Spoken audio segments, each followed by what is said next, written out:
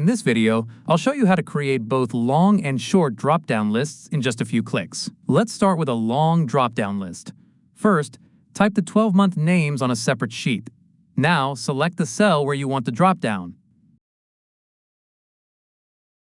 Go to the Data tab and click on Data Validation.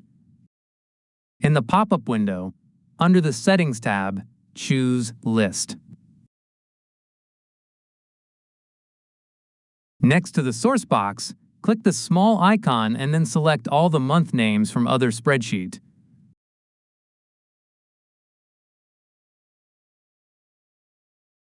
Press Enter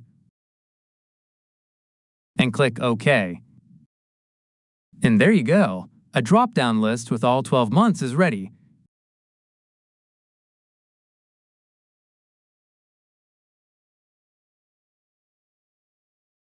If you will try to write anything else in the cell, Excel will not allow it.